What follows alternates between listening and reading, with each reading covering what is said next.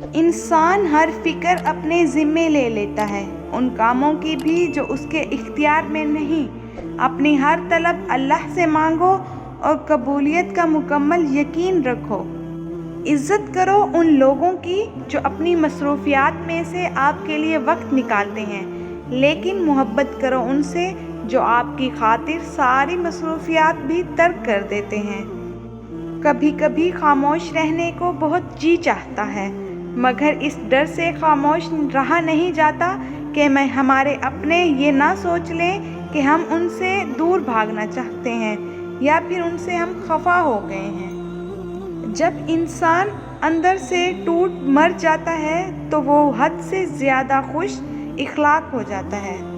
صبر کا گھونٹ دوسروں کو پلانا آسان ہے، خود پیتے ہوئے پتہ چلتا ہے کہ ایک ایک قطرہ پینا کتنا بھاری پڑتا ہے۔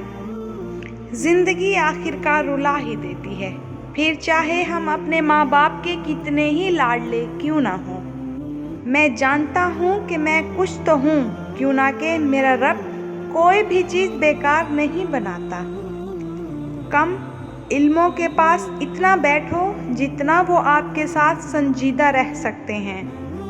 ہماری نظریں دوسروں کے چھوٹے چھوٹے عیوب پر ہوتی ہے اور اپنے بڑے بڑے عیب ہمیں دکھائی نہیں دیتے۔ اپنے بدن پر سانپ بچھو لٹک رہے ہیں، ان کی پرواہ نہیں ہے ہمیں، اور ہم دوسروں کی مکھیاں اڑانے کی فکر میں لگے رہتے ہیں۔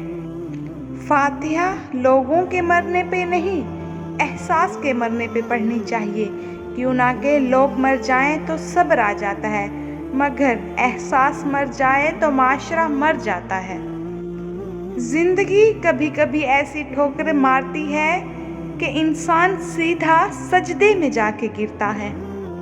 اکثر لوگ اپنی گفتگو سے غیبت، تہمت اور بہتان نکال دیں تو باقی صرف خاموشی رہ جاتی ہے، جو ایک بہترین عبادت ہے۔ وہ دین کسی کو کیا نقصان پہنچائے گا جس میں راستے سے پتھر ہٹانے پر بھی ثواب ملتا ہو۔